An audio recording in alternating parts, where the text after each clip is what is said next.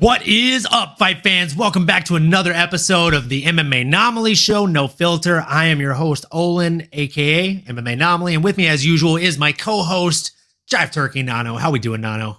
Here we go. The Jive Turkey is live, back in action on a Monday. Changed it up this week. This might be the new motion. We'll see moving forward. So great to see y'all and great way to start the week. Let's go.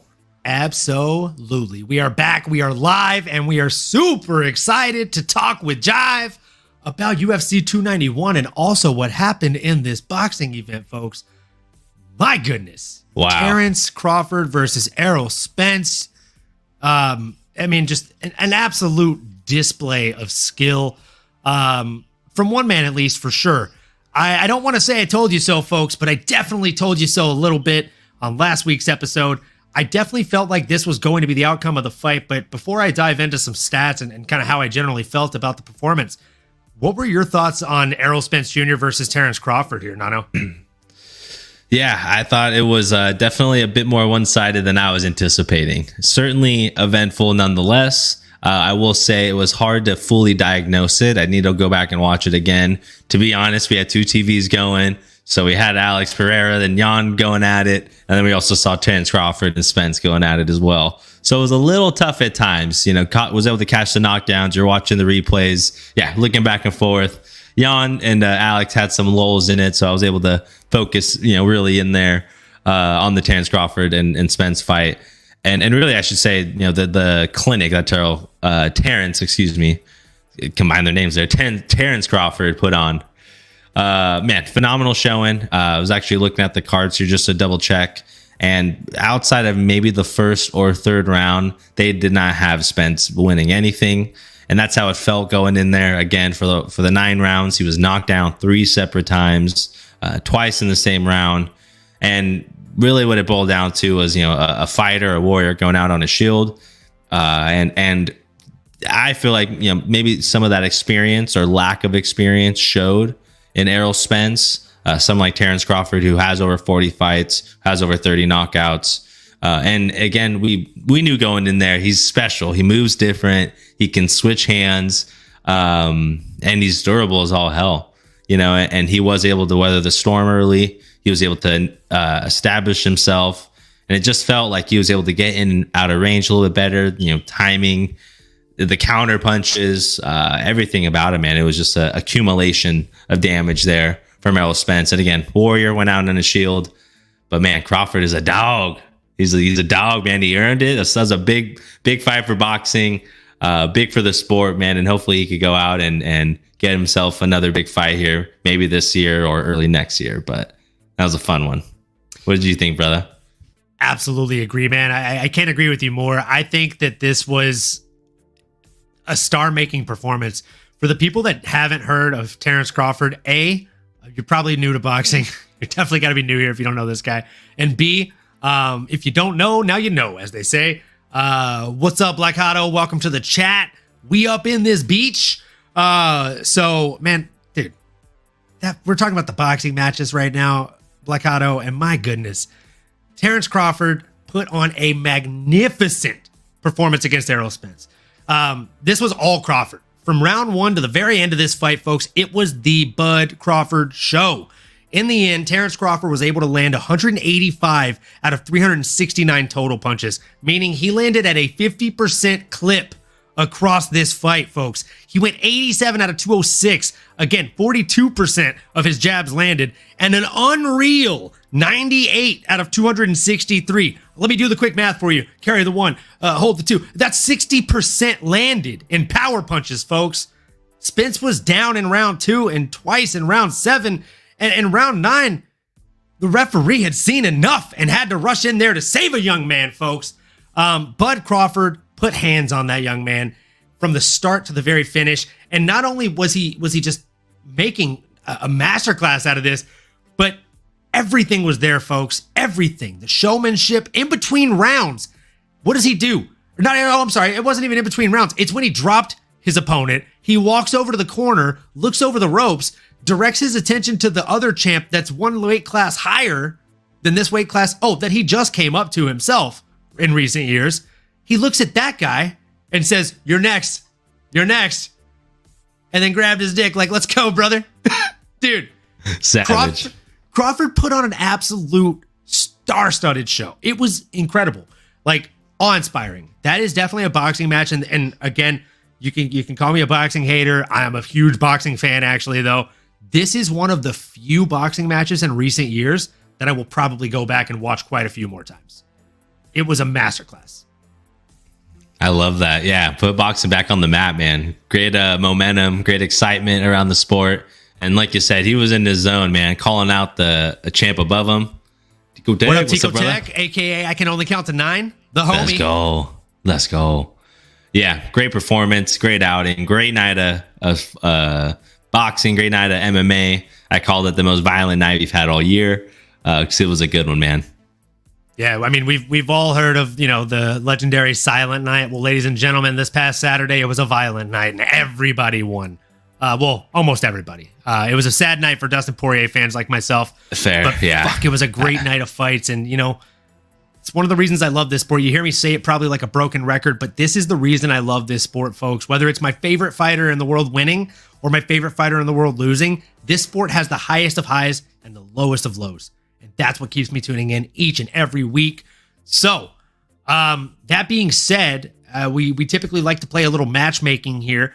When it comes to Terrence Crawford and Errol Spence, I think Errol Spence Jr., I don't want to jump on that train, but maybe he did take quite a bit of damage in that car accident, and maybe he might end up having an earlier retirement than what was anticipated. I would like to see him back in there at least one more time, see what happens against somebody not named Terrence Bud Crawford. But I do think he needs somewhat of a tuner fight before they put him back in there with a champion caliber boxer, just to kind of see, again, where he stands. And then when it comes to Terrence Crawford, for me, I think you got to let him step up and go against the man he called out in between rounds. Little Jermel Charlo, is that who it is? Charlo action, baby. Little Charlo for sure. And I like Charlo. I like Jermel and Jermel Charlo, like both the Charlo boys. Oh yeah, they them boys. But they them boys. I think Bud Crawford is that guy. I think he's something. He's like the skill of Floyd Mayweather meets the grit and tenacity of Roy Jones Jr. Wow, it's big praise. Scary guy. I mean, he showed it, man. He showed it, right? I mean, he looked durable as hell. He looked good after, and he put a beating on who, again, was the other pound for pound guy at the top of the hill with them. Made it look easy. It was dominant. So, yeah. And he's got that swagger, man. He's fun. He's fun for the sport. They love anybody that has that praise. Walking out with Eminem, man, that was fun. Thought he was going to be rapping a little bit more, but still was excited to see him go out there. That was different, but yeah, that was a fun one, man. That was How about the fact that he showed up to the arena wearing a jacket that said, "Even the biggest fish gets caught," and then he walked out with a fisherman's net wrapped around half of his body, and then he cooked that's the what big it was. Fish. Yeah, that was his whole mantra, huh? The whole camp, cooking fish. I'm a catch him with the hook or whatever he was saying, right? Like catch a that fish with the hook. Yeah, so. Man, he did exactly what he was saying he was going to do, man. That was a fun build-up, fun fight. Nasty. Again. Yeah, nasty. Great performance. Yeah, we know what's next for him. I don't know where Charlo's at in terms of health or, how long. I mean, this is the unfortunate part in boxing. A lot of times you see these negotiations take a long time. That in and of itself may be another year or two. So hopefully they can get it done. Hopefully they can get it done quick. And they could agree to terms, man. That'd be a fun one. Yeah, having Eminem walking out to lose yourself is legendary. I mean, we got Mystic Drew in the chat. Once he walked out with him, it was a wrap. I can't agree more, man. I've been saying it was a wrap all week, but no one wanted to believe me up until Saturday night. Well, we found out. Yeah, jumping right from that into MMA, you can't be right all the time. I will say, I told you guys on the podcast, I threw in some side bets that I didn't want to tempt anybody to follow me into that battle with. But man, one of them ended up hitting. We cashed 50 into 800 on betting the plus 1,500 odds of Terrence Crawford not only winning by finish, but knocking down his opponent at least 1.5 times. Sheesh. He doubled down for your boy and got it done 3 times. Let's go. There we go. Now we're playing with house money, folks. Let's go. You know the vibes. So moving into the UFC, which we were not as lucky on necessarily. Miranda Maverick, folks. She came out there and made it look extremely easy against Priscilla Cachoeira, in my opinion. Armbar submission. I don't think that we should jump her right into a title shot, but I do think she deserves a top 5 ranked opponent after this one. Ooh. I don't think that's out of the question. And was this at a catch weight of 125? Is that not where she's typically at? Miranda, is she at 115? I'm looking at the rankings here real quick. I thought Miranda Maverick was typically at that weight class, but I could be wrong. No, she's a flyweight fighter. Okay. Yeah, she's a flyweight fighter. I think like she's only really been beaten by Macy Barber and Erin Blanchfield. She's had a really solid performance against, your Shanna Youngs, your Sabina Mazos, and now your, as of recent, your Priscilla Contreras. And before that, of course, she had that nice fight against Jasmine Jazdovickus, which that one she did lose as well, but it was a grindy back and forth decision. So, again, I think, all right, maybe not top 5. At least give her a top 10, though. Yeah, I mean that is who some of her opponents that she's lost to are right there at the cream of the crop, right there at the heap of the hill, as you might want to say. The heap of the hill. The heap of the hill, man. They're right at the top, baby, as Chandler would like to say. You know what they say? The cream of the crop. The cream is to the top, brother. There it is, little WWE action. You're getting everything today, ladies and gentlemen. But yeah, again, some of the talent she's lost to Macy Barber, Erin Blanchfield. Again, we're talking the cream of the crop here. So throw her back in there, someone in the top 15. If you're not going to go straight to top 10, okay, I get it. Because, hey, there are 5 women there that earn that number. Maybe you intro her somewhere in that top 15 or top 10 to 15 range. Anybody can get it, right? Miranda Maverick's a tough opponent to deal with and to prepare for. So she's going to be a problem for a lot of those women in the division. Watch out, y'all. She's coming, only 26 years old. We're going to be hearing a lot more of her coming down the road. And I feel like she's been around for a while now. So it's exciting to see her maturation in her career. Absolutely agree with that. The next one I feel like was definitely a bit of a back and forth battle. Yeah. Oh, man. Matthew Semi, the Jedi Semmelsberger, went in there against Uros, the Dr. Medic. Uros went up in weight class for this fight. He typically makes his living a weight class lower, down at 155, came up to 170 for this. He looked good. He looked like he had a much stronger chin. He was able to take big shots from the ex-football player and Matthew Semmelsberger, who hits like a truck. And, I mean, Matthew actually had him in danger in the first round. He dropped him, had him looking like he was on wobbly feet, just wasn't able to finish the fight, though. And, man, Rose ends up getting the turnaround, literally the turnaround, by doing a spinning back fist. He turned around literally, and then followed it up with a couple punches.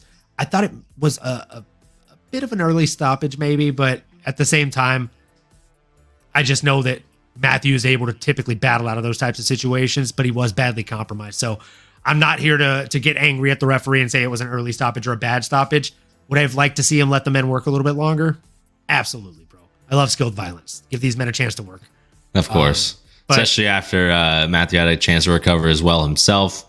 Why not, give him that little extra second? Granted, I saw the spinning fist, but I didn't really see it land. So maybe, if you were in there, maybe he saw something a little different, or if he saw it land flush and you see him drop immediately, maybe he already kind of knew I need to get in there before, he takes more than a couple punches, too many. So yeah, like I said, might have been a little quick on the trigger, but I guess, hey, obviously you always know it's from a good place. And again, he did get dropped from a crazy spinning back fist there, whether just the shock of it or if he was really truly down and out. But I think we know where it was heading from there. and if I remember right, it didn't hit clean, but he hit him with the brunt of his forearm, so there was no padding on it either. It was just bone to face. Doesn't feel great. Yeah.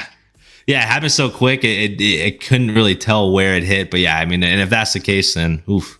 Yeah, that's... Yeah, I believe he hit him with like the brunt of his forearm bone, and it just went like right across the bridge of the face. So that'll put you out. It definitely didn't look like it felt good. He wasn't 100% out though, and it looked like he was trying to defend logically, and intellectually or intelligently defend himself for that matter. So I don't know. I wouldn't have minded seeing the fight go on a little bit further. But that being said, ladies and gentlemen, boys and girls, fight fans of all shapes, sizes, and ages, Uros, the Dr. Medic, is a welterweight now. Sheesh. He's here.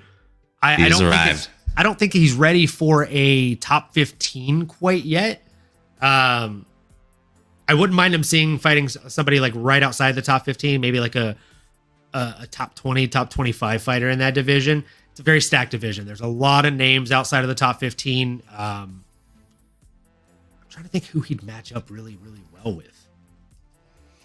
Yeah, with a 9-1 record, definitely promising and in a good spot, I would say, in his career. 30 years old, right where he needs to be.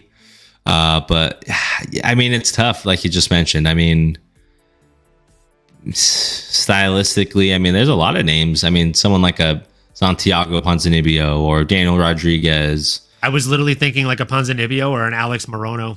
Yeah, Alex Morono, fun one. And he's, I think, on the 25th on here. There's a ton of guys, ton of fun fights that we can make for this guy. Max Griffin, I think, will give him a hell of a fight. I just saw that. I don't want to feed Max Griffin to another up and comer. That's the thing. Yeah, that's a little dirty. Yeah, I'd be doing him dirty. Oh, you know another really good one? I think Phil Rowe would be a fun one. That'd be fun. Yeah. Phil Rowe. Joaquin Buckley. That'd be another fun one.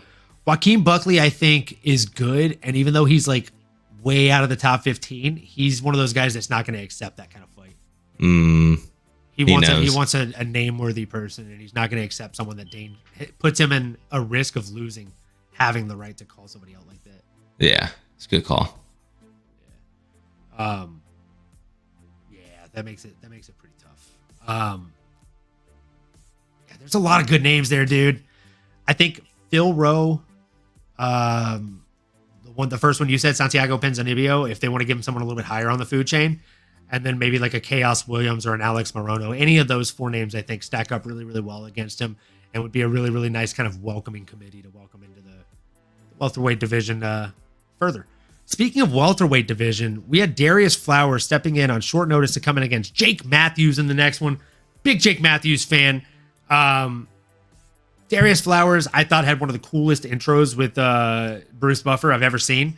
The intensity of them locking eyes, staring each other down. He was like touching foreheads with Bruce when he was getting it. And like, he's making his debut. I get it. I would probably be losing my shit if Bruce Buffer was saying my name more or less on TV because I'm about to fight another grown man in the cage. Dude, I gotta agree with Tico Tech LLC in the chat here. Alhamdulillah, Matthews got it done, son. Dude, the guy cheated, okay? Darius Flowers ate a solid kick to the body and then pretended that it was a nut shot. And I get it. I've been hit so hard in the body that it feels like my nuts are inside of my belly button. But that just wasn't the case, bro. You didn't get hit in the nether realm, okay? You got hit clean. His toes penetrated you and possibly got you pregnant, but it was clean and consensual. It was dirty, but it was also clean. It was nasty, but it was a good nasty. It's a nasty. Yeah, that's a good point, man. But Jake Matthews, he came out. I mean, and I give Flowers credit for taking the fight on short notice. Known to be a heavy puncher, seemed to kind of fight with his hands down, and didn't know how strong he was going to be in the wrestling department. And I think overall, obviously ending up on the ground, getting rear naked choked. But he did have his moments throughout this fight. Made it interesting for sure. But our boy Jake Matthews, man, again, another welterweight that's knocking on that top 15, man. He's right there. And again, a lot of the names we just mentioned, you can also throw in the same conversation for our boy Jake Matthews here. 28 years old. I have a better name for Jake. Ooh, I'm listening. I'm sorry to cut you off, my guy. My brother. I'm listening, brother. Talk to me. I'm talking about good old Jackie, 3 names. Whoa. Jack Della Maddalena. Whoa. Jack Della Maddalena has sneakily broken into the top 15 and has not fought anybody in the top 15. Is he welter, or I thought he was a lightweight? No, he's a welter. Oh, he is welter. Oh yeah, he's number 13. Ooh. Talking about Jackie, 3 names, bro. Jackie 3, JDM, brother. You're right. Holy cow. And he's only 26. Jack Della Maddalena. It's a fun one. 2 big names. Let me tell you, I think that'd be a really fun fight. And I think that'd be a great test for Jack Della Maddalena. As a big Jack Della Maddalena fan, I think this would be a great way to either really build his star or build a star that you've had just kind of sitting, laying in wait in Jake Matthews for many years. It's a good entrance, right? I mean, you can make a case. I know we've talked about it before. Do you want to put two stars against each other when they're so young in their career? Can make for a great fight, or maybe is it a little premature? Not that they'd ever shy away from it in the UFC, but there are a lot of people in that top 15. There are that top, I don't know, 11 to 15 that are interesting. I mean, hey, even Ian Machado Gary maybe. But you're looking at Chiesa. There's no way he's going to stay there much longer. Michel Pereira can't even make weight. That guy pisses me off seeing that there. You should punish him and give him a hard fight. But yeah, so I mean, there are some interesting names, and Jake Matthews, I think, can give a lot of these guys a strong run for their money. But yeah, it's tough. You know, again, it's we know it's always timing, and stylistically, I mean, Jake Matthews, I mean, he's obviously has some losses in his career, but he's definitely shown to be a more complete fighter nowadays. So I don't know who's going to want to answer that call. That's the thing, is it's tough, right? Like, I don't know who would want to answer that call, and I don't know if I'm Jack Della Maddalena, I don't want to fight. I don't want to take that fight. It doesn't make a ton of sense for him to take that fight, just because, like you said, like they're building his star. You don't want to crash two stars into each other. Let's see what Tico Tech here said. How about Woodley getting shafted by not making his show money? Oh, sorry, he meant Wonder Boy for sure. How about Wonder Boy getting shafted by not even given his show money, even though he made weight? That is absolute BS, bro. Like, that is tomfoolery. That is every word for just ridiculousness that is in the dictionary. Insane. Wow, I didn't know that. He made weight. He showed up. He was there. If I show up to work, I do my job, and then my coworker shows up with no pants on, don't fucking screw me over because that guy forgot to put pants on. That's on him. I'm wearing pants and a belt, dog, and I did my job. Like, I don't understand that at all. Yeah. Michelle showed up with no pants on. And he still couldn't make weight. Teammate. Yeah, I know. What the heck? 3 pounds, man. What is going on there? Yeah, that's a tough not one. a little bit, folks. If you're new to MMA, 3 pounds overweight is not a slight miss. Like a half pound over, that's a slight miss. 2 pounds. Mm-hmm. 1 pound, 2. Yeah, you're like, okay, but 3, oof, it's tough. I agree with exactly what Tico Tech just said. Financial bullying. So Drew said, is it up to Wonderboy to accept the fight? Why not just take the extra 20%? So here's the thing, Drew. He thought about doing that, but he's also been on the receiving end at least 3 times of fighting somebody that's missed weight. And I think, I forget the exact statistic, but I think it's some crazy number, like 72% out of every MMA fight where somebody has missed weight, 72% of the time it goes to the person that came in overweight because they're not killing themselves to cut that last 2 or 3 pounds. Like Wonderboy Thompson literally said in an interview this week, the night before, he only had 3 pounds, 3.5 pounds, 4 pounds left to lose. And it killed him to do that. That's why he ended up doing it and made the weight, because that's part of his job. So his whole point is, if I spent the entire last 24 hours cutting that 4 pounds, that 3.5 pounds, and he didn't, he's that much fresher than me. He's less taxed on the body. His organs are fucking less taxed. And also, his brain is less taxed. Everything about him is coming in sharper than me, and I'm giving him an advantage for 20% of his purse. What happens if I lose? Now he gets twice the paycheck, and I get 20% of it as a constellation prize? No, I still fucked myself by accepting the fight. It just doesn't. Like, yeah. And Wonderboy's not in a position that he needed to necessarily take this fight. It's not like he had much to gain if he were to win, which I was leaning towards anyways. But yeah, at the end of the day, it's like, yeah, you're not going to go fight someone and give yourself that competitive disadvantage. It just doesn't make sense. Because the thing that a lot of us as fans don't think about is the fact that if they lose this fight, like if I'm going in there and I'm betting on Wonderboy, or if I'm going in there and I'm watching and like I'm a huge Wonderboy fan, it sucks for me for like 10 minutes if Wonderboy loses. It sucks for him for the rest of his fucking life, because that changes the number on his win-loss record. That number on his win-loss record changes his negotiation skills on how much money he gets paid in his next fights. So it's not just this Saturday that he has to make a decision for. It's the rest of his fucking life. That's a big deal, folks. That's a really big deal. Facts. We're talking about his life here. I know he's Mr. Nice Guy, but hey, man, can't be Mr. Pushover either here. He's got to, stand up for himself, and he did what was in his best interest. He knew that. And that's the thing, is it's not his fault. Like if he missed weight, don't pay him. Like if he missed weight and he accepts the fight and his opponent doesn't, you don't pay him. But the thing is, like, he's not the one that missed weight. He showed up, he did his job, he's on weight. If his opponent failed to do his part, that was under contract, by the way. They had a contractual agreement to fight at a certain weight class. His opponent failed to do that, which is why they can't force Wonderboy to take the fight. That's why they have to renegotiate it. That's the whole reason that this whole situation exists, because there's a contractual obligation for these men to fight at a certain weight class, and one of them broke that contractual obligation. True. That's why they were saying negotiations might go on into the afternoon, and they did. You think if they would have offered Wonderboy like a little bit more money, he wouldn't have taken it? He might have taken it. But even so, again, that's a big decision, because that loss, if it happens, stays with him for life, not just tonight. So I feel like that's just, I don't know, it's absolutely ridiculous to put any kind of blame on him.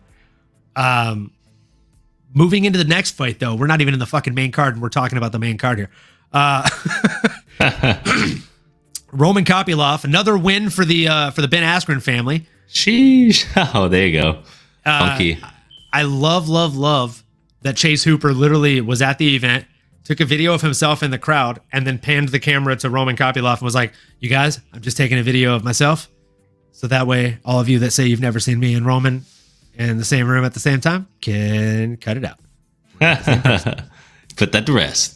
Literally like 10 minutes before I saw that video, I told Mary, I was like, dude, this guy looks like Chase Hooper if Chase Hooper took TRT. Facts. And grew up in a different country. Dude, he's a monster. Roman Kopylov is one of those guys that's willing to go through the fire and trade fire with fire. Absolutely love that.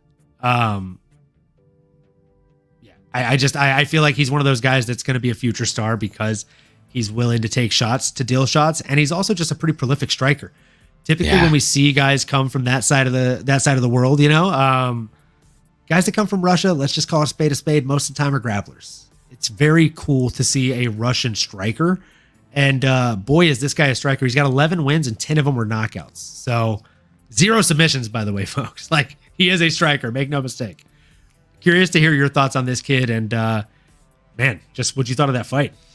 Yeah, I mean, it was an impressive finish for sure. Kopylov was someone that I think I had in my DraftKings lineup, so was leaning that he was going to maybe be the more just well-rounded fighter, and that's exactly what he is. I mean, he was able to blend it really well out there. Claudio had his moments. He had some counters, or was able to use some of that boxing to make it a little interesting. But again, the way that Roman was able to blend it all together, put him out of there with that sweet head kick. Earned himself an easy 50K in my book. Not sure if it was confirmed. I didn't watch Dana's press conference after, but he earned it in my book. That was a fun fight. I'm excited for what's next for him. Like you said, I mean, he's someone that, again, a lot of these Russian guys, I mean, usually are from a wrestling background. So seeing a striker like this, even scarier. Again, I don't know who's going to be signing up to fight him anytime soon. But you got to think he's now, again, knocking on the door to be in the conversation to fight one of those guys in the top 20 for sure, right?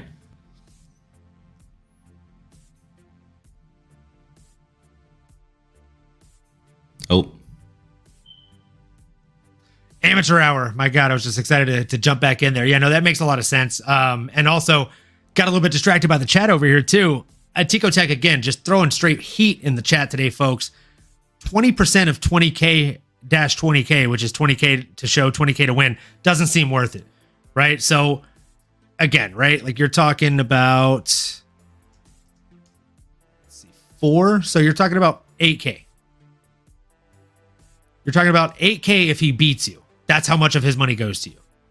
And 4K of his money goes to you. So like, I mean, that's bullshit, bro. Like, I'm not taking that fight. There's just no chance. Well, and that's the financial bullying part, right? Where someone like Wonderboy at this stage in his career doesn't need it, But if we're talking a young up and comer or someone on their first or second fight, they're gonna have to probably do it, right? I think that's where it is kind of unfortunate that they are a little bit not bullied, but kind of forced into a corner there where you might as well take it because you're probably in the hole a few grand just getting here. You got to pay your coaches, all that. So if you don't have sponsors, if you're not a prime athlete, and if you ain't getting that 50K bonus, then yeah, it's gonna be. If you're not sponsored by Prime, The Rock, or what's the other one? The fucking none of them. Get Monster, the crypto I money. guess, or anything. Yeah, any of them. But yeah, that's man. absolutely true. Like if you're not getting those like side sponsor monies, which very few are even allowed to do these days, you're getting like 10K and 10K, 10 to show, 10 to win for 15, 20. Like most of these guys are not, and you need it. Like how often do we hear like, I really needed this win. I walked into this fight with $8 in my bank account. Like far too often, man. Insane. The Rock literally flew out to meet a guy from Africa that fights in the UFC who literally said like a month ago when he won his fight, after he won the 50K bonus, he's like, yeah, this means a lot to me because I only had $8K in my bank account, or $8 in my bank account before this fight. Or no, he didn't even win the 50K bonus. He literally won his fight. Just all of his earnings got just took it for money. And then he auctioned off his shorts online, his fight kit. He made $7,000 on his fight kit. And he's literally, mind you, the guy I'm talking about, I need to look up his name at some point so I can shout him out on the show. But the guy I'm talking about literally was sleeping in his car for his entire camp, or sleeping in the gym. And what does he do with the $7,000 he raised on auctioning off his fight kit? He sends it back to his village in Africa so they can make a fucking bush water pump so his people can drink clean water. That's a real hero right there. The Rock heard his story and literally just showed up during his one of his gym fight interviews and surprised him and gave him like a boatload of money. Yeah. Because he's just like, bro, like you don't hear good people often enough, and like you're a good dude who's not getting a good shake. So just wanted to help out. That's and awesome. Look at Tico Tech here again in the chat. Shout out to Skinny Bets for allowing me to pay my bills this month. Let's go. Come on. Oh, there we go. Thanks, Drew. Thanks, Mystic Drew here. Themba Garimbo. That's who it was. It was Themba Garimbo. Shout out Themba, dude. A truly great fighter, and somehow an even better dude by the sounds of it. Everything I've seen and heard about him. Great guy. The fact that he took that money off his fight kit auctioning and instead of getting it, like, you imagine sleeping in a gym, getting ready for a fight in the UFC on the biggest stage of the world. You're sleeping at a gym. Just in general, but no, I can imagine that, brother. And then instead of taking the money you just got from your famed shorts of your debut and getting yourself a better place to sleep tonight, like treating yourself like a king even for just a fucking day, you send it back to do some more good. Like, shout out to that guy, man. Shout out to Themba Garimbo. Make sure you follow that guy on all social media outlets because he's going to be a future star. Beast. Yeah, he's a real hero. Real hero. Let's go. So, moving right on down the line, man, we're not going to talk about this next fight a whole lot. CJ Vergara versus Vinicius Salvador. I thought it looked like a sparring match from Vinicius Salvador. He was not throwing hard shots at all throughout the entire fight. His opponent, though, CJ Vergara, took about a round to warm up, but once he warmed up, I thought he looked really nice in there. He was doing some weird like Matrix stuff, almost reminded me of Nick Diaz when he fought against Anderson Silva, where he'd just like stand there and let Anderson circle all the way around him. But it was cool. He'd like dodge and then like stare at him all crazy like he's fucking Neo in the Matrix. It wasn't super effective, but it was very fun to watch. So that being said, I will be tuning into CJ Vergara's next fight as if that was an option. There we go. Yeah, definitely earned some extra style points there. Unanimous decision, clearly won. Like you said, was just getting the better of the exchanges. Looked to be hurting his opponent more. And earned some style points, had a little fun doing it. So definitely earned a fan in us here at the MMAnomaly. Let's go. So we don't need to play matchmaker for that one. I think he's kind of low down. It was also a catch weight fight at 129 because Vinicius missed weight. A lot of that going around lately, folks. Hopefully CJ enjoyed the extra 4K for that. And moving into the next one, we had the better Bonfim brother, as I like to say, Gabriel Bonfim, coming in against Trevin Giles, who I still am under a suspicion that he changed his nickname to The Problem. I don't remember his nickname ever being The Problem Child. I just got it. The Problem Giles. It's like The Problem Child. Dude. There it is. Oh, that has to be new. That has to be new. He used to be Trevin 5-star Giles. Used to be his name for sure. But as we saw on Saturday night, maybe that's why he changed his nickname, because he didn't come in looking like 5 stars. He came in looking like he had a problem to deal with. And that problem was Gabriel Bonfim, who submitted him within just a minute and 13 seconds with a beautiful little guillotine choke. What's there to say? Gabriel looked perfect in there. He looks like a beast. He looks like a dog, right? I mean, the Bonfim brothers are definitely going to be around for a while. They're both young, both, green in their career. But man, Gabriel wasted no time, I should say, getting after him. Hurt him with some strikes early on. I was surprised to see how much just violence, how much emphasis he had behind his punches, man. I was like, okay, this guy for a submission guy, he's throwing some heavy bombs. I like it. This guy's fired up, man. And, must have been feeding off that energy in the crowd and took and ran with it, man. Great performance, great victory there for him.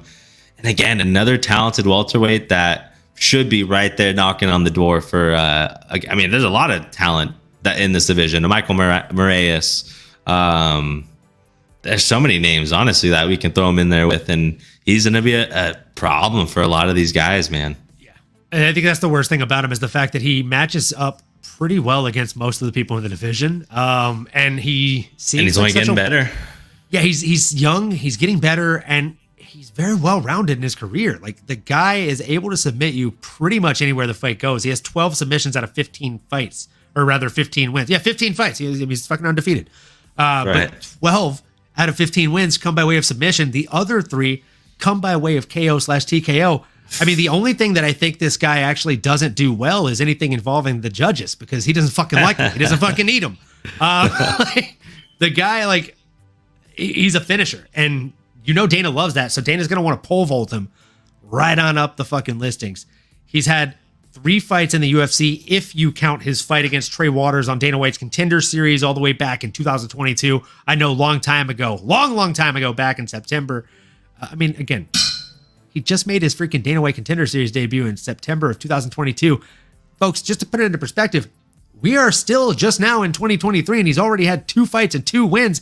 And he's, by the way, spent less than 2 full minutes inside of the fucking octagon. In a year of fighting. That's crazy. In the UFC. Or, I'm sorry, 2 minutes and 2 seconds. I fucking apologize. But come on. That's a year nuts. of fighting. He's had 2 fights in the UFC, and he spent barely 2 minutes inside the cage. That's someone that doesn't mind getting paid 20 and 20. Because he gets paid by the fucking minute, not by the hour. This man's getting it done. Yeah, man. He's acting like he's getting paid by the second out here, this guy, man. Well, that's crazy. I mean, and yeah, again, there's something to show for it, right? He'll pepper you with a couple shots, then he gets you to the ground, and you know what's happening there.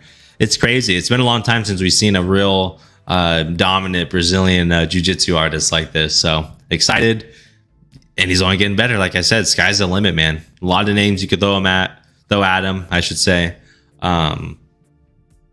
Didn't take a lot of damage, putting him back in there ASAP, right? He's been active. That's how you get better in the sport while you're young. You might as well take advantage of that, climb the rankings, earn those stripes, get those skeletons in your closet, and then off to the races. I wouldn't mind them really jumping him up the ladder quickly. And goddamn, I hate to say this out loud even, but I'm only saying it out loud, folks, because I know that this man is game and he's not afraid to say yes to up and coming contenders. I'd like to see him tested against the Neil Magny. Neil Magny's on the opposite trajectory in the top 15. He's coming downhill. He's down to 28-10 in his record now. He did just get that nice win over Philip Rowe recently, but again, as of recently, he's been putting together a lot more decision wins, and I'd like to see what happens with someone that's a game, grindy, windy kind of decision maker over somebody like that's not really ever seen a judge's decision or really a second round in most cases for his fights. Like to see what happens. Does he get gassed against someone that's willing to go in there and bang with him? Because right now, I don't think that's the case. This man gets it done. Gabriel Bonfim, the best thing about him is not only his Brazilian Jiu-Jitsu, but the fact that he's like an old school shoot the box fighter where he's got the BJJ, but he's also not afraid to get cracked in the jaw if it means that he's getting in range to land one better. Yeah, no, that's a good point, man. And Neil Magny would be a huge test. That's a big jump. I don't know if they'll throw him straight in there with somebody in the top 15, 12 for that matter. And I mean, if you're Neil, you don't benefit a lot trying to beat this young up and coming stud. But I do think that is a good matchup. If I'm gonna throw another name out there, someone that's coming off a win, because I'm trying to look here, anybody that's in this range, top 25, top 15, who's coming off a win as well, who makes sense, who doesn't have already a dance partner coming up. We did see this guy recently, man. He looked okay. But we got our boy Rude Boy Randy Brown. Maybe somebody coming off a win. You were gonna say Randy Brown, dude. That's a fun one, man. He's a tough puzzle. I wouldn't. But he's got those long limbs, and man, I mean, Gabriel could grab an arm and yank it off. So that'd be a fun matchup. I think if we want to see a striker versus grappler matchup, give him Rude Boy. That's a really, really fun match, and that's also a well enough name to get him kind of building on that star power. If you want to see a classic grappler versus grappler match and see how he fares against some of the better grappling pedigree fighters here in the UFC, why don't we get him lined up with a Gunnar Nelson? Coming off of 2 back-to-back wins here. The guy has a win over Takashi Sato and then a submission win over Brian Barberena. I think that would be a lot of fun, honestly. Yeah, man. I think that one would be a lot of fun if we wanted to see a grappler versus grappler matchup, and I think Gunny'd be game to take it because he's not in the top 15.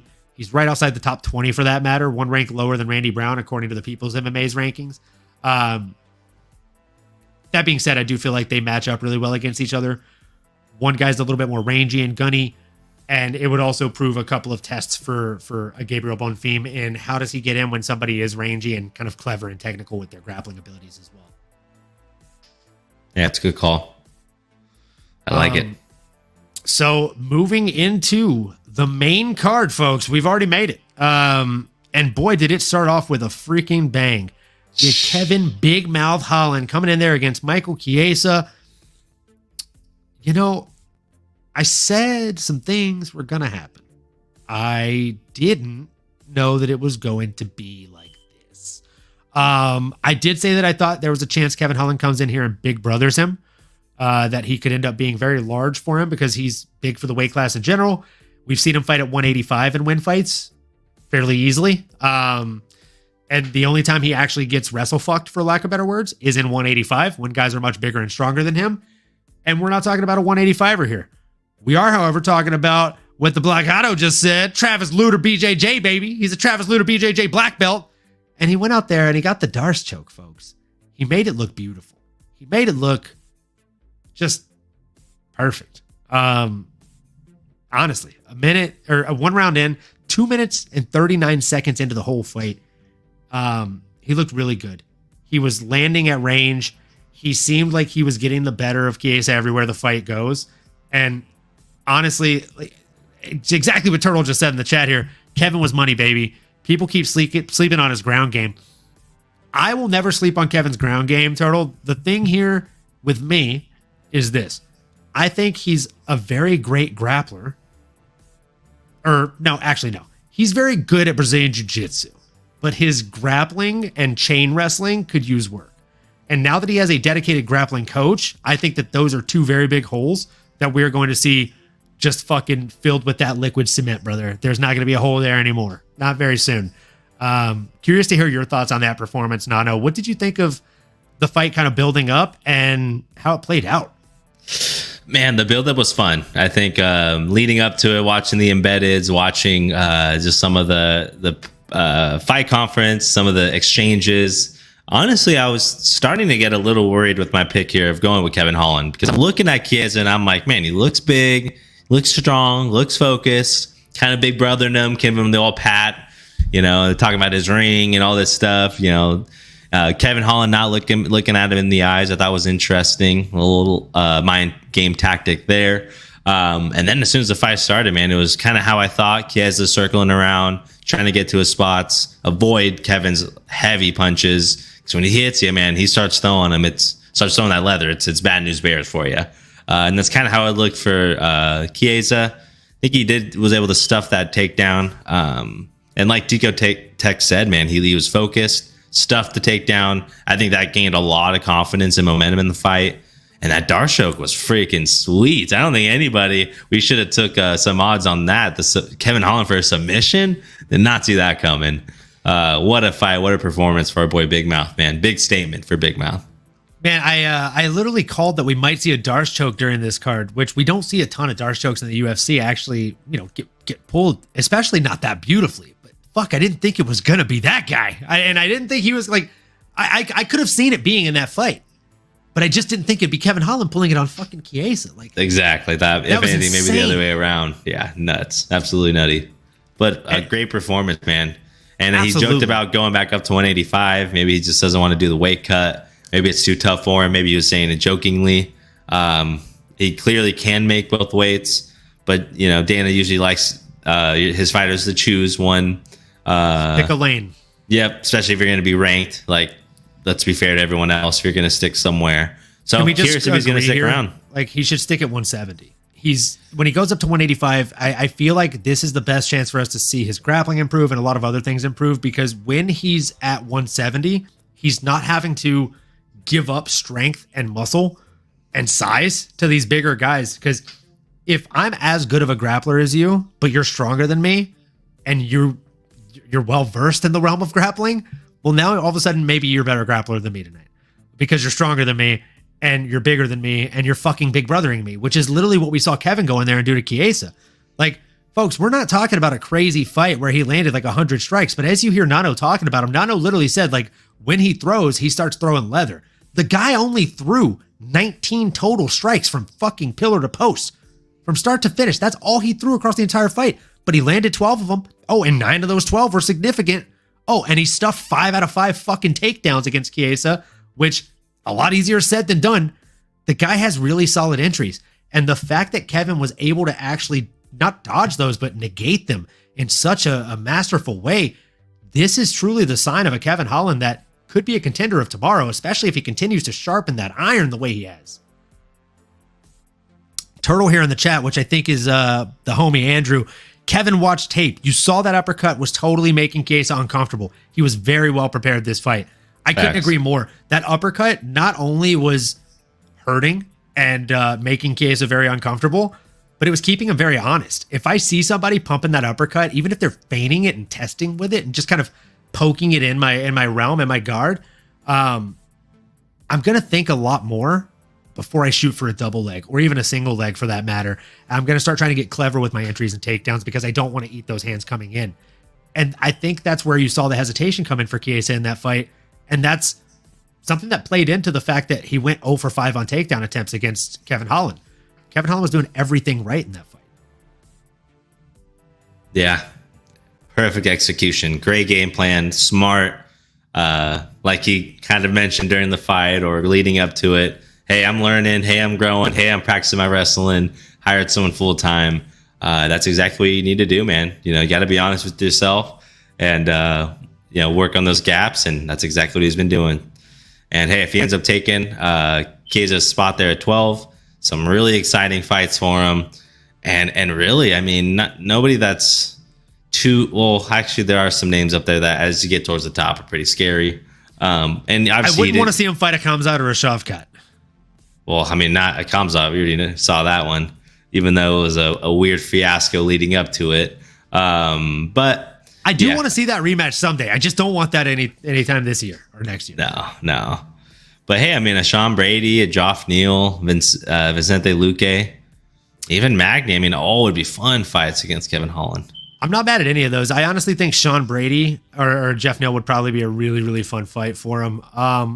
Assuming Ian Gary goes out there and is able to get it done against his upcoming opponent here, I don't think Ian Gary versus Big Mouth would be a bad fight for either gentleman. I think that'd be fun. That'd be a big one. The build up for that one would just be a great time, dude. I would definitely be here for it.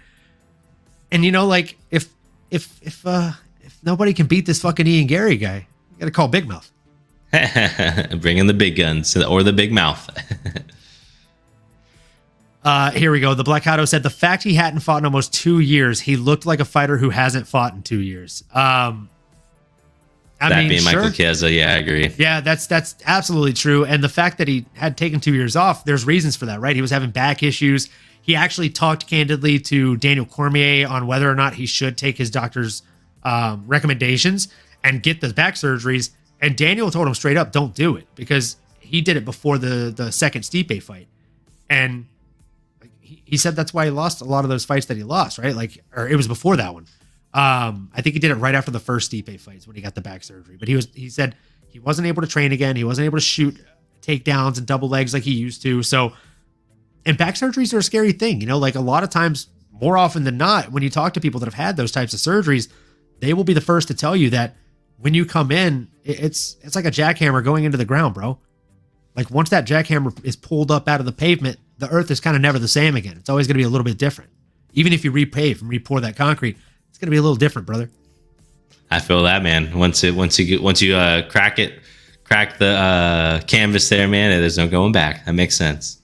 Absolutely. You know, Linkin Park said once the paper's crumbled up, it can't be perfect again. There we go. Facts. Shout out Linkin Park. Legends. With the throwback. That's a throwback. Let's see what Drew Toledo said here. Working in PT, never good for any career. If you need back or neck surgeries, never the same. Absolutely. And I mean, absolutely a trustworthy source. Drew's been in that field for some time. The Black Auto is just kind of echoing his sentiment there, saying back surgery are essentially game enders. 100% agree with that. Now, again, that being said, Kevin Holland, I think there's a lot of options for him in welterweight. I'm not even going to play matchmaker for him at 185 because I just think that's a stupid fucking idea. Every time you go up there, you get wrestle fucked into oblivion, and every time you come down, you win in like crazy fashion. You just need to cut the weight, bro. Like, enjoy a really good career, and then after you're champion for a few years, go enjoy all the burritos and sex and whatever you want to do.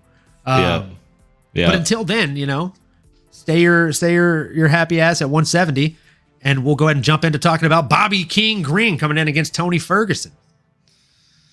I've got thoughts on this fight. This was a tough one. Should we do a shot to the fallen warrior, Tony Ferguson here? Yeah, probably should, man. I mean, it feels right. It just feels right. Insert the Rocky gif. Throw the damn towel. Throw the damn towel.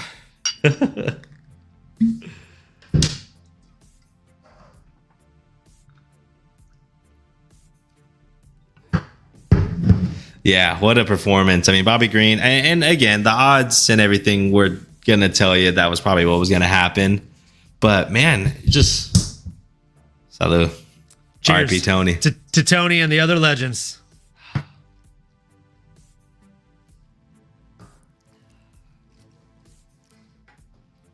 Father Time is undefeated.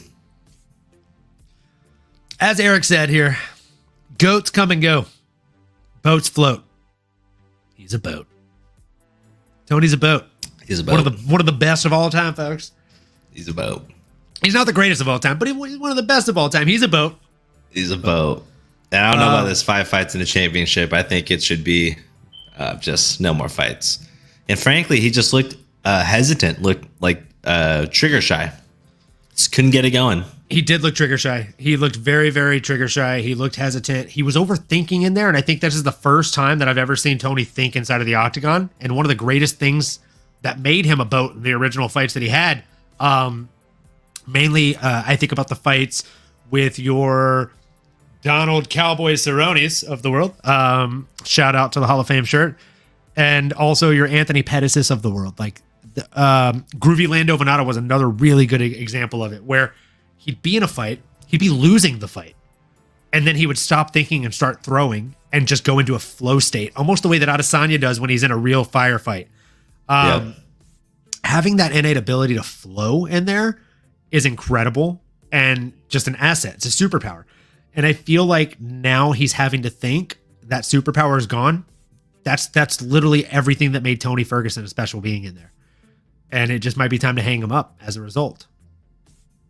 Yeah, I agree. At this stage in his career, at this age, the 5-6 losses in a row now, and the performances he's had, I'm sure Dana White's in there and thinking, hey, we love Tony, but we might need to make the decision for him. Okay, let's see here. We got the chat blowing up right now. So let's see here. Tico Tech LLC, the eye poke certainly didn't help. That's one of the things I wanted to talk about here. So we're going to jump back here. jump back to Bobby Green's last fight. It was against a young man named Jared Flash Gordon. Jared Gordon was winning that fight. Gordon. So Jared Gordon was winning that fight. And then, if I remember correctly, Bobby Green hit him with a nasty nut shot. And I think the headbutt was what canceled it, right? And then a headbutt. Yeah. So hit him with a nut shot, hit him with a headshot. The headshot or the headbutt is what canceled it. This fight, going to Drew's chat here, I disagree. Tony was moving forward and pressuring the whole time. He's just slow. And yes, the eye poke didn't help. Gonna agree with Drew here and saying that he was moving forward and he was pressuring the whole time. I did not say he was not moving forward or pressuring. He was hesitant compared to the way he used to fight, though. Before, when he was pressuring and moving forward, he'd have his hands out doing the John Jones kind of like crazy blades and shades shit, just slicing people up with those elbows. He wasn't doing that this fight. He was not using the elbows whenever he was entering. His entries just seemed sloppy in comparison to the way they used to look. Maybe that's just him aging. Maybe that's the fact that his knees are probably fucking gone with the years of wrestling and everything else that he does with them. Yes, he did look slower, but I also thought that he was winning that fight. I thought he had actually done enough to win that first round. He dropped his opponent. And when did that eye poke come? Let me actually just, hold on, give me just a sec. Bear with me, listeners and viewers. Just really, really trying to recall when that eye poke happened. Oh, that's right. It happened within 25 seconds of Bobby Green getting dropped. Pretty fucking interesting, huh? When did the headbutt happen? Oh, it happened, God, I want to say about 35 or so seconds after he got rocked in the Jared Gordon fight. I'm not saying that Bobby Green did these things maliciously or on purpose. They did not seem like they were malicious or on purpose. But I also don't like the fact that there's even a thought for a narrative to exist of it. And the fact that there's things like this that are happening again and again, it's not a good look. Yeah, and I don't think you reward him that much for this fight. Obviously, it's a W for him. He's back in the win column. But it's not like he's sitting here trying to go on a title run, in my opinion. You give him a good fight, a big name. He should have thrown sand. Bro, he did that. He did that in the fight against, who was he fighting? Was it Gaethje? He did that in the Justin Gaethje fight. He literally squatted down, pretended to grab sand off the octagon floor and was like, oh my God. Did he fight Gaethje? I don't think he fought him. Tony Ferguson? Oh, Tony. Sorry. You thought Bobby Green was throwing imaginary sand? Oh my God, ladies and gentlemen, I don't know what the fuck is happening with this guy. Those shots got to me, but yeah, well, I mean, anybody throwing sand. That is fair. I should have known El Kukui would be the one throwing sand. Jesus. What a guy. He was literally throwing sand. I'm gonna have to find a clip of that and show you after the episode because the UFC will fucking cancel me if I put a clip of it in here. Yeah, let's not do it. He definitely should have thrown sand. That was the funniest shit I've ever seen. But the fan in me wants to sit here and say, Tony still looked pretty good, just like when I watched that Michael Chandler fight, I was like, fuck, dude, he was crushing in that first round. The blades were there. He was slicing them up with the elbows. He looked fucking cerebral from the bottom. And he was winning the fight up until he got head kicked into a different universe. He was winning this fight up until he got eye poked. But unfortunately, that's a big part of the game that happens pretty much fucking every weekend with the way the gloves are shaped, and it sucks, but it's sad but true. I just don't know if Tony is ever going to be a contender again, and that's why I'm saying it might be time to hang him up. Not because I think he's slow or not pressuring forward or fighting in a Tony way, but just what fights are there for him? All the other legends are retiring for the same reasons. Yeah.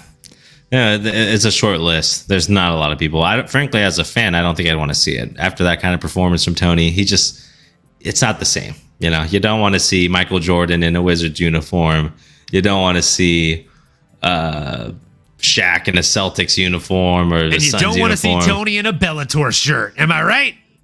Or bare knuckle. Yeah, I don't want to see any more Tony. I love you, Tony, but let's just like keep the good times in our head. You said bare knuckle when I literally got nauseous. I was like, oh God, no, not Tony. Tony, I mean, dude, he'd be the first bare knuckle combatant to accidentally throw a fucking elbow. Or throw sand. He's just like, sand. Elbow, slice their eye out. Yeah, I mean, I think he's done, man. I really don't want to see him in the UFC anymore. Love him, But nah. Well, Hey, that's fair. Michael Jordan averaged 20 points per game in that Washington uniform with one healthy knee, says Drew Toledo. The GOAT is the GOAT. That is fair. And Tony's just a boat. So he's not Dude, doing that. look, Tico knows what the fuck. He's picking up what I'm putting down. Sand into the elbow wombo combo for the DQ win.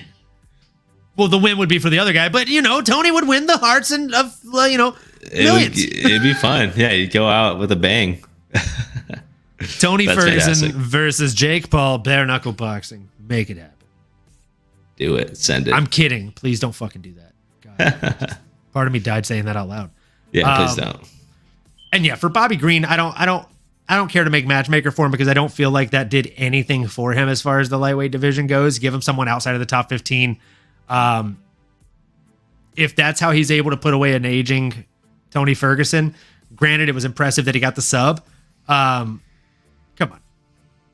Like, I don't know that he's someone that's going to be eligible for a belt anytime soon either. Also, no, Matt, at Eric's prediction here, Tony hits the Rolling Thunder in bare knuckle. That'd be sick. Yeah. Just does a front flick fucking Rolling Thunder ninja kick. Yeah. Speaking of some, Rolling Thunder and ninja shit, Derek Lewis, Mr. Hot Balls himself. Man, he came into that octagon like his feet were on fire, not his balls, man. He was running across that octagon floor. He pulled a fucking Jorge Guns Masvidal. blazing. He did pull a Jorge Masvidal. That's fantastic, man. What a freaking performance. I don't think anybody saw that coming. I think he was just knowing damn well, I'm going to leave it all out here. This altitude is not going to do me well. And frankly, we all knew his balls and his ding-a-ling was hot. So he was getting him out of there quick. I'm surprised. It didn't even look like it landed that well, but maybe it did. On the third camera angle, I said the same thing when they kept showing the front-facing camera angle. Right. And it looked like it missed or grazed. And I was like, why did he fall down like that? It looked like it didn't even hit. And then they showed the third camera angle, and you literally see it just connect right underneath the chin. Oh, shit. And you just see the bottom of his chin scrunch up in the slow-mo, and I'm like, oh, that hit hard. Yeah. No, Like the shape of that young man's chin changed for a split second. That's when you know it hit pretty fucking hard. And then he, of course, as you saw, if you watched, he hit the mat like a sack of potatoes. He ate some Donkey Kong style hammer fists that even the DK family would have been proud of. Quite a few. My God, man. Dude, like Drew said in the chat too, hit every celebration in the book. The signature, taking the shorts off, the double X crotch chop, and a shmoney dance. It's a lot. It was pretty good. There's a good picture of him with his shorts in the middle of the ground, and then him doing that thrust, the double X crutch. Folks, we can't show clips of the Crotch actual UFC chop. fights anymore without getting in trouble, so you better damn well expect us to do really bad impersonations of this stuff. Moving forward. Yeah, he did everything, man. Like, the balls is hot, the DX crotch chop, fucking, as Tico Tech said, that's putting it perfectly. He was spamming emotes. He was hype. And as Drew said, he'd spam emotes too. Fucks, I think we all would. And then I think even the only thing better than spamming the emotes was just letting his wife know, like, you know what the fuck's up. I'm coming home to bust them guts up. Sheesh. She didn't say that. You let him The only know. person that was more excited about Derek's win was Derek's wife. Waiting for him at home. The Black Beast. She also was hot, apparently. So yeah, no, for real though, like, that was an incredible performance. I love that afterwards he was asked, like, is that something that you practice a lot? Because, like, we've never really seen you throw a flying knee. And he's all, man, I've been practicing that in camp forever. About time one of those motherfuckers landed. That was funny as fuck. Like, and that's usually how it is. Like, you practice some shit in camp for like 10 years and you never think about throwing it inside the actual fight. And then when you finally do, you're like, and he's dead. Amazing. Where Ronda Rousey's fine ass at? Shout out Derek Lewis, man. Absolutely incredible. Like, there's not a whole lot to say. I mean, what can you say about a fight when the entirety of the fight was fucking 33 seconds? We have now already spent longer talking about the fight and post-fight celebration than the entirety of the fight itself has lasted. Facts. So that being said, Derek Lewis, the only thing more crazy than that finish and the emotes was the fact that he basically walked off with the mic drop moment of saying, I'm a free agent. So playing matchmaker for him is fun tonight because we don't have to keep him in the UFC. Now, I know, and hear me out on this. We saw one of the boringest fights of all time in him versus Francis Ngannou. That was a very weird, injury-ridden version of him, and that was also a version of Francis Ngannou that was very gun-shy after losing to Stipe. Do we run it back in PFL, folks? Man, you gotta think UFC is not paying Derek Lewis $2 million a fight. Is he gonna wait for Francis to box? Fury? And just to respond to Tico Tech LLC here in the chat, he said he wants to stay in the UFC. That's fair. If I'm looking at another company that's offering to pay me 3 times as much money, but I haven't signed the contract yet, and I'm still under contract with company A that's paying me $1 million versus the $3 million, I'm going to say I fucking love company A. Company A is the shit. If company A was a cereal, I'd be going back to the pantry for a second bowl of that shit. Oh, second bowl. But let me tell you, as soon as I'm cut loose from company A, that cereal was disgusting. I never liked it. It was fucking, it's just full of carbs and sugar, and it's fucking gross. But let me tell you about this new cereal, Company B. That's likely the situation, and that's why he said he wanted to stay in the UFC. Dana White might pay him despite Francis, but let's be completely honest here. Derek Lewis is not someone who's staying in the UFC that they can leverage over his head. Like, oh, well, he'll stay with us because he wants to be fighting in the best organization against the best opponents. So that way he can be known as the best. No, Derek Lewis wants to make a lot of money. So if PFL says, hey, we'll never give you a title shot. We'll pay you $2 million per fight to fight twice on our pay-per-view series.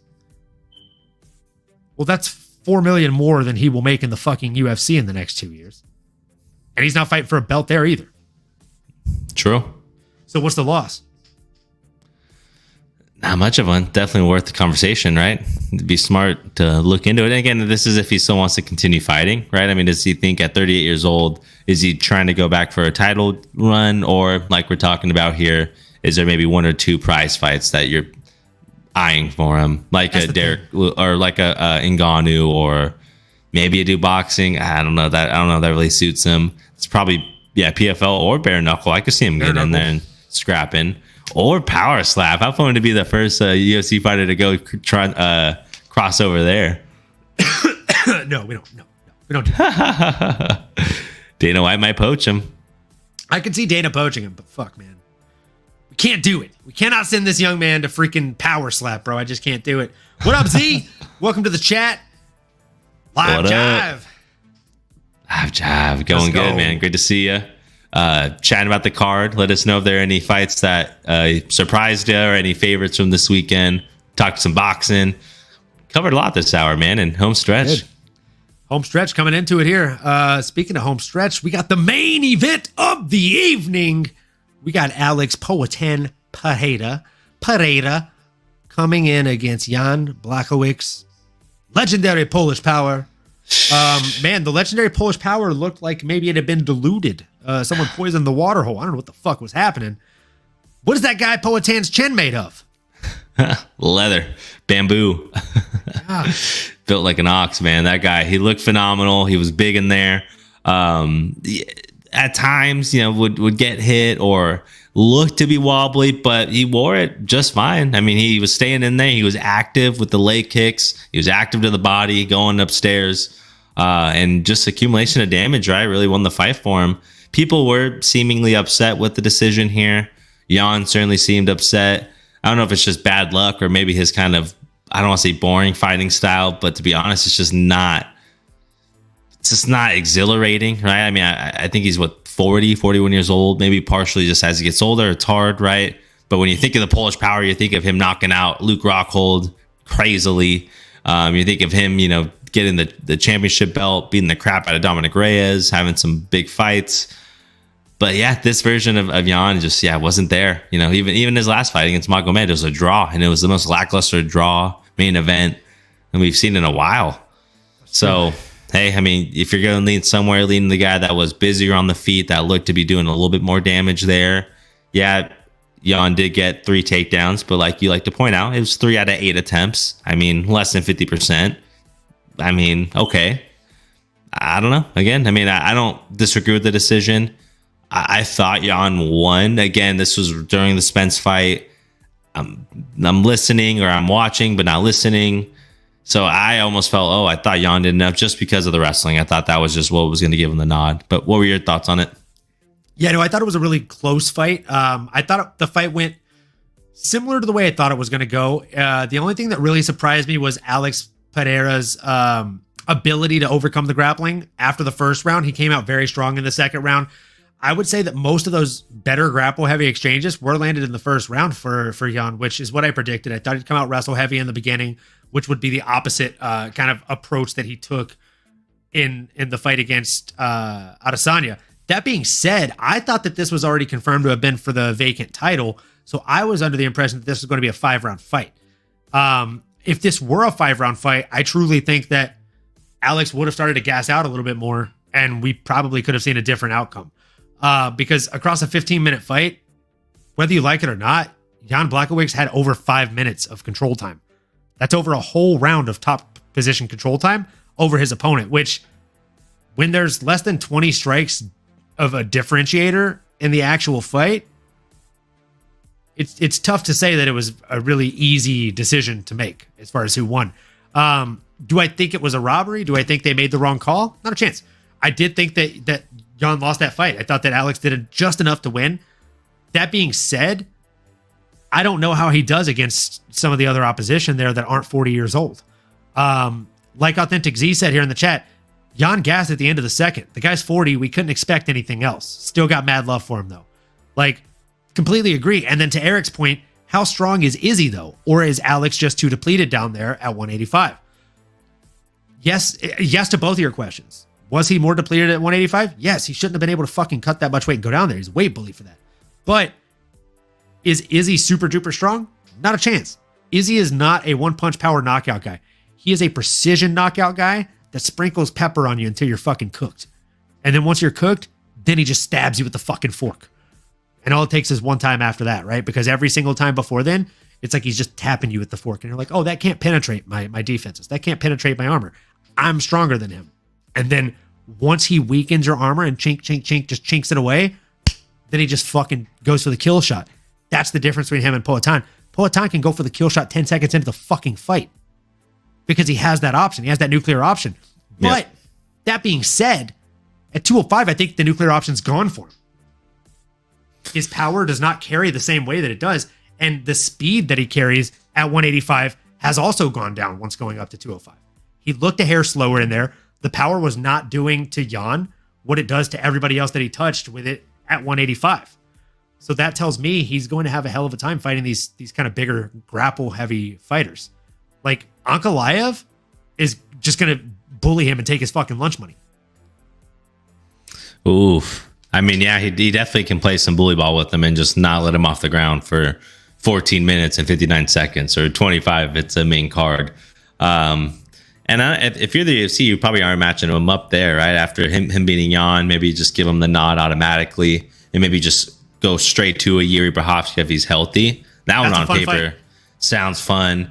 And Yuri he's more of a pepper you, kill you with 1,000 cuts versus, obviously the nuclear option like we're talking about here.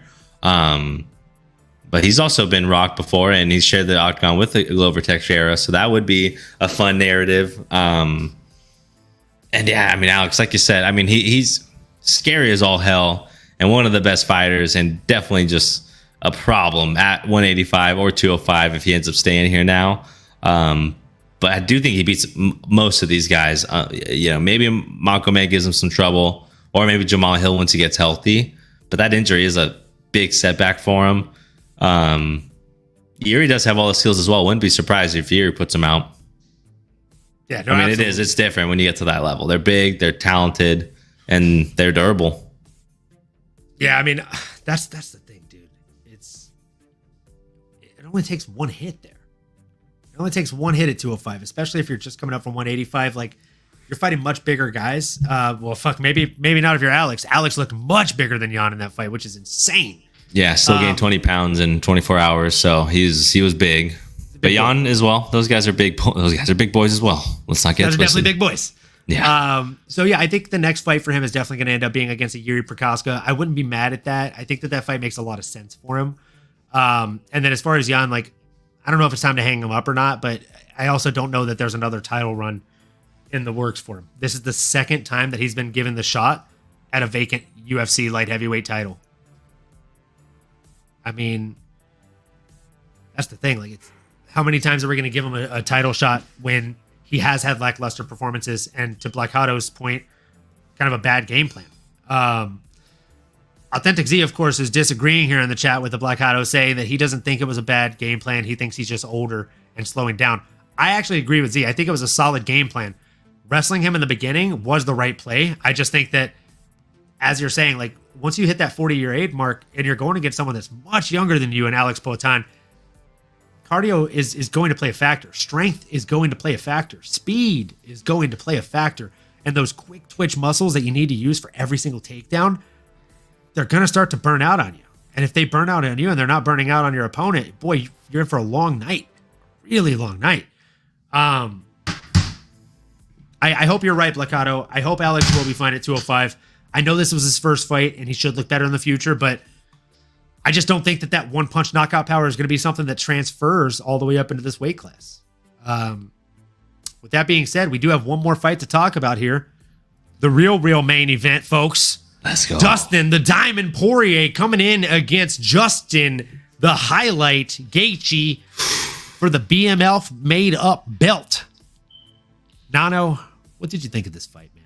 Well, yeah, I'll lead us into this so gracefully here and softly, because, I know you're still recovering. I had the shirt, I had the hot sauce out, and didn't end well for our boy Dustin, the Diamond Poirier. At the end of the day, it was too bad. Motherfuckers in there, leaving it all out there, leaving their heart on their sleeve. And like we know in the game of fight, man, the reality is that the margin between a victory and a loss is decimal points. It is fractions. It is razor thin. And that's unfortunate what we saw. We saw a really good exchange back and forth. We saw Dustin be able to get to his spots, really clean boxing from Dustin as always. And even in that final shot, if you take that frame of Justin landing the leg kick to finish Dustin, at the end of the day, I think of it, it perfectly landed. It is, the foot ends up kind of wrapping behind the neck, behind the head a little bit. I don't love that placement, but obviously that's how the kick is intended to go. And Dustin perfectly shelled up, did exactly what you're supposed to do in that situation. Obviously just couldn't get out of it in time. And man, never seen Dustin, go out like that. That was tough to see. Herb Dean coming in with the sliding tackle was fun, and obviously thankful because he only had to take one hammer shot from the Highlight Justin Gaethje, and yeah, man, he added another highlight. Dude's a savage. If it was interesting, again, he just looked so much bigger. I don't know if a part of it is just the maturity, like you mentioned, or just kind of filling himself out. And then obviously just fighting smarter, man. He was tactical in there. Even Dustin mentioned, the setup was great, and you landed. Hey, you can shoot a full court shot. Sometimes those buckets go in, and that, not that this was a full court Hail Mary by Justin by any means, more just like a calculated free throw shot. Something they've obviously been drilling in, and man, heart goes out to Dustin. This one's huge. This one sucks. Like you mentioned, I started to catch a little bit of the interview with Hawani, and you feel the pain in his voice. You feel it in his words. Dustin's still one of the baddest fighters of all time, and Justin calling Dustin his favorite fighter on planet Earth. Huge nod, and that just goes to show how much fucking respect and how much class they have for each other. I think we kind of know what's next. Honestly, with Dustin, it's tough to say. We may not see Dustin back. Justin said something similar as well. What's next for your boy, brother? Talk to me, man. How you feeling? What are you thinking? What were your thoughts up until that last kick there? Man, lay it on me. It was a great night up until that last kick landed, being completely honest with you. Let's see what the chat says here real quick. Eric, sorry, but how can it be for the BMF when they both lost to two champs? Moving on, gonna ignore that question. Tico Tech LLC, Dustin is washed, he needs to retire. Moving on from that question, Tico Tech. Ouch. Who the fuck have you fought and won? Huh? Who the fuck are you? The The Blackato says, I spent $193.63 on the right man. That is a very weirdly specific number. Wow. But, glad to hear it. Tico Tech just threw in, just kidding. I love Dustin. Just want to troll Olin. Well, it fucking worked, bro. You got him. You got me. Drew Toledo. Trevor Whitman channeling Justin's energy into controlled chaos is amazing. It's the best thing ever, dude. Best thing ever. Completely agree. I know what happened when Justin fought Khabib, but Islam is not Khabib, and who knows? You're right, dude. Anybody has a puncher's chance against anybody, and nobody has a better puncher's chance than apparently people who look like rednecks and last names end in Ustin. Talking about the Dustins and Justins of the world, buddy. So, I mean, let's just be completely real here, folks. This was a tough night at the office for your boy, especially since I am probably the biggest Dustin Poirier fan you'll ever meet. Let's go ahead and throw on some sadder music here. I feel like that music was just, there we go. Really just set the tone. There we go. Yeah. Moment of silence for our guy Dustin.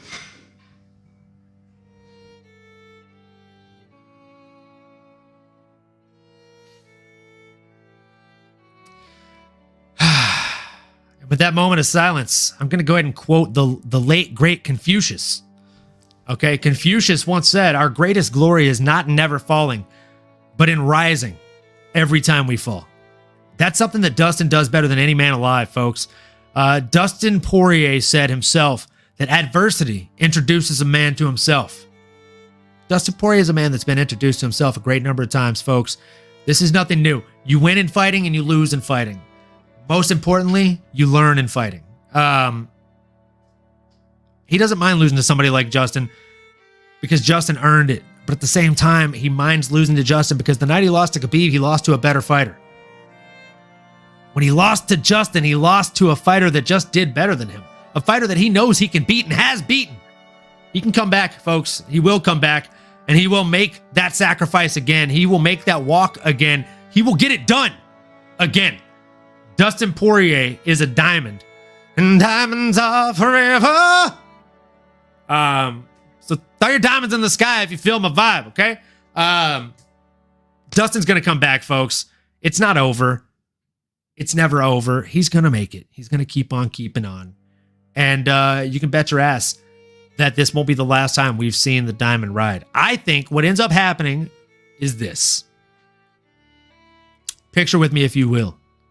Okay, folks, a bright future in which we finally get Nate Diaz versus Dustin Poirier. A fight that's been talked about for 4 years, 5 years. Nate has already said he wants to come back to the UFC and fight real fights that mean something, getting him towards the belt. On Saturday, he fights Jake Paul in a boxing ring. The square ring, the square circle. I think win, lose, or draw, he comes back to the UFC chirping for a fight with a contender like Dustin Poirier. And that's a hell of a bounce back fight for Dustin Poirier that builds name value. And whether Nate's a contender or not, Nate's name will always carry a lot of weight and will pole vault you back into a number one contender shot at the very least. I love that. I'd pay to see it. I'd pay to see that one. Fun boxing match. Yeah, and it's a big name. Dustin obviously needs to be in there against marquee guys. I don't know if we're ever going to see Conor back in there, so he's probably out of it by default. And if we're being honest, anybody that's ranked below him, I don't think that's anybody that excites him. Or like Dustin said, hey, is this guy going to give me those butterflies? Is it a exciting challenge that, is going to keep me up at night? And there's a lot of bad mofos. I'm not saying that, not to discredit the guys there in the top 15. But Justin Gaethje is, there's not a lot of those guys, right? Maybe he'd want to try to avenge himself against a Charles Oliveira if he could get that one back, or Islam, obviously, or Gaethje. I mean, hey, if he ends up getting the title, I mean, he is still on that short list of top contenders. So, yeah, maybe a sit back and reflect. Could you imagine Justin Gaethje knocks out Islam Makhachev, gets the lightweight belt, unifies the BMF belt and the lightweight championship belt, and then Dustin Poirier gets a rematch with him and finally wins the actual UFC belt? Both. That'd be fucking sick. And then retires, just fucking sails off into the sunset. I'd love to see him try to defend it once, UFC that day. I'll cancel the podcast and I'll just be a happy guy. Oh yeah, brother. We'll be at that pod. We'll be at that. We'll be at that event. But yeah, that would be worth retiring on. I don't know. Yeah, I mean, hey, anything can happen, brother. And he's right there. Right? I think he's 34 years old. So hopefully we can still get a few more years of Dustin. Does look good, and there are some young guys chomping at the bit, man. So we'll see. The window's now, though. Absolutely. That was a tough one, minor setback, but hey, major comeback on the way. Loading up. Major comeback, major key alert, as what's that guy's name? DJ Khaled says, the biggest failure on Hot Ones.